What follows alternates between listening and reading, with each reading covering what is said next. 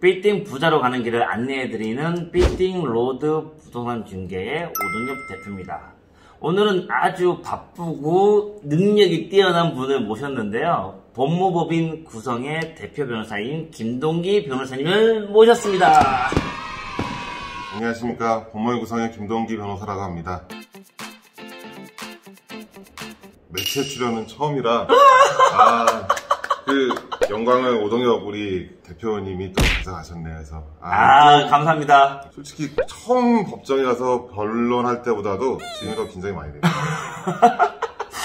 변호사님이 주로 맡아서 하시는 소송은 어떤 내용의 소송이 많나요? 아무래도 돈과 관련된 거니까 부동산에 관련된 소송을 뗄래야 뗄 수 없어서 부동산에 관한 소송 많이 합니다. 그래서 모신 겁니다. 인간 김동기에 대해서 알아보자. 김동기, 당신의 부동산 재테크는 어떻습니까? 그냥 마이너스 손이라고 하거든요. 손 대면 다 손실이야. 그래도 부동산은 아주 실패에는 없었고, 네. 주식은 뭐 아시는 분들은 아시겠지만 의도치 않게 장기 투자자. 지금 10년 갖고 있는 주식이 마이너스 80%고. 이게 의도치 않게라는 단어가 앞에 붙어있는 거 보면은 빼고 싶어도 뺄 수 없다는 얘기잖아요. 작년 말 올초 같은 그 화랑장에서도 파란불. 부동산은 재테크를 한 건 없었고요. 네. 법원에 있을 때는 그때만 해도 대출이라는 걸 전혀 몰랐어요. 네. 처음으로 이제 집을 사야 했다고 마음 먹은 게 2015년, 2014년 그때가 대출 규제를 막 풀어줄 때였어요. 가능한 오래도록 안 되면서 한 20년 이상 된 아파트, 운이 좋게도 제가 딱 구입하고 나서부터 갑자기 재건축 바람이 불어갖고 지금 작년에 이제 입주를 했죠. 변호사님 얘기 듣다 보면은 전형적인 강남 키즈세요. 강남에 태어나가지고 자란 거죠.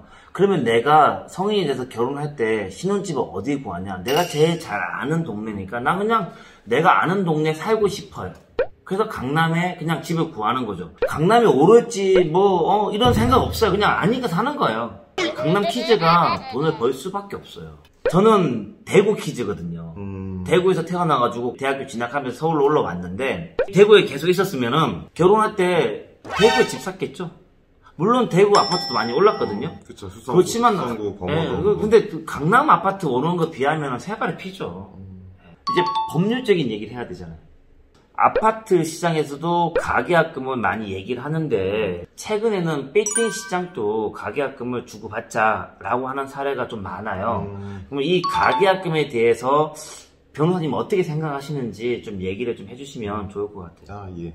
이게 가계약이라는 거는 법률 용어는 아니거든요. 보통은 계약금은 뭐 매매든 10%가 이제 그죠. 매매 대금의 10% 드리는 게 관행이죠. 근데 이제 가계약금은 물건을 잡아놓는다고 해야 되나? 주택 같은 경우는 100만 원, 200만 원 갖고도 하는데 그렇죠, 맞아요. 계약이 순조롭게 이행이 됐으면 상관없는데 보통 그런 경우에는 매도인이든 매수인이든 변심해갖고 가계약금만 서로 주고받은 상태에서 계약을 안 한다라고 할 때 상대방한테 계획을 요구하거나 내가 뭘 취할 수 있는 게 계약금이냐. 내가 50억짜리를 건물을 사고 싶은데 원래 정상적인 계약은 5억을 주고 5억을 주고 계약서 작성하는 건데 딴 데 팔릴 수도 있고 내가 이거 사고 싶으니까 이게 5억을 줘야 되는데 1억을 2%인 1억을 넣었어요. 그리고 다음 주 한 수요일에 계약하자라고 했는데 화요일에 전화 와가지고 나 안 팔래. 마음 바뀌었어. 내가 1억 받은 거 그냥 대주로 줄 테니까 끝내자. 기존에 받았던 가계약금에 대해서만 이렇게 처리하자라는 거는 솔직히 법률에 나온 건 아니고요. 예. 그냥 당사자끼리 그냥 오래된 관행인 거죠. 그렇죠. 예. 저는 솔직히 가능하면 안 했으면 좋겠는데요. 원체 시장에서 그렇게 가계약금이 있다 보니까 가계약금을 주고받을 때 확실히 해야 되는 거죠. 계약 안 하면 그냥 가계약금만 내가 몰취한다, 가계약금만 돌려주겠다. 나중에 계약금까지 그냥 우리 가지 말자라는 의사를 확실히 한 후에 주고받으면은. 원래 아파트는 가계약이 좀 성행했잖아요. 전세든 매매든. 근데 빌딩은 제가 15년간 일을 해봤지만 14년간 가계약금의 단어조차도 없었어요. 근데 작년 2020년에 가계약금 얘기가 많이 나왔어요. 그게 아마 기존에 아파트를 하셨던 분들이 대출 기준도 있고 아파트 예전 규제가 많아지니까 종합빌딩으로 많이 넘어왔을 그쵸. 거예요. 그러니까 네. 자기가 하던 습성대로 여기 건물 시장에 와서도 똑같이 하는 거예요. 그러니까 그러면 이 중개인이 이분한테 그러죠. 이 건물도 가계약금 줘야 됩니다 라고 하면은 이분 그렇죠. 가계약금 줘야지 내 잡을 수 있으니까. 근데 저처럼 오래 일한 사람들은 그런 얘기를 안 하거든요. 그러면 이게 분명히 나중에 문제가 될 수 있단 말이에요. 솔직히 이런 얘기도 될지 모르겠는데 제 채널이니까 제 마음대로 얘기할게요. 시장이 오르는 시장이다 보니까 능력이 안 되는 중개인들 또한 많은 중개를 성사시킵니다. 이거 꼭 사시면 됩니다. 많이 오를 겁니다. 좋은 건물입니다. 라고 이제 브리핑해야 되는데 능력이 안 되는 중개인이다 보니까 그 브리핑 능력이 소위 말하는 브리핑빨에 빠지는 거예요. 그리고 계약을 하는 거죠. 근데 지금까지 왜 문제가 안 터지냐? 오르는 시장이니까. 그쵸. 고객도 문제를 제기하지 않으니까 지금까지 넘어오고 있고 베이팅 시장에서도 가계약이 성행한 상태가 된 거죠.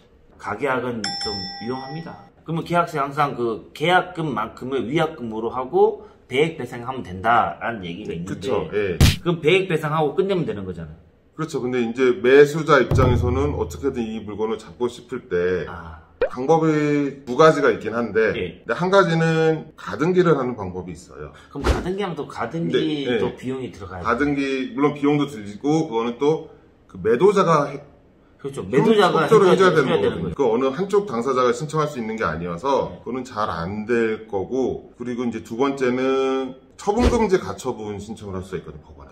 처분금지 가처분 신청. 그것 또한 뭔가 법원에서 그 집행 권한을 받아야 되는 거죠. 그렇죠. 근데 그거는 매수자 혼자 신청할 수는 있고 당장이라도 잔금을 치를 수 있다라는 걸 소명이 되면은 법원에서도 처분금지 가처분 결정을 해줄 수가 있거든요. 그거에 대해서 건물 등기부 등본에 처분금지 가처분이 됐다라고 등기가 올라오고 실제 매매에서 이전 등기 받은 다음에 자기가 이제 가처분 신청을 취하하면은 근데 아무래도 그러면 좀 매도인이 좀 싫어할 수는 있겠죠. 지금 말씀하셨던 그 두 가지 방법 외에 제가 또 많이 권해드리는 방법은 에스크로 하자. 매도자가 그것도 동의를 해주셔야 되는 거죠. 그렇죠. 내가 그 매매를 한다고 도장 찍었는데 나한테 돈이 안 들어와. 변호사한테 맡겨놔. 에이씨 뭐야 이게 나 건물 판 것도 아니고. 그런 것도 좀 뭐 아시면 좋을 것 같습니다. 그죠?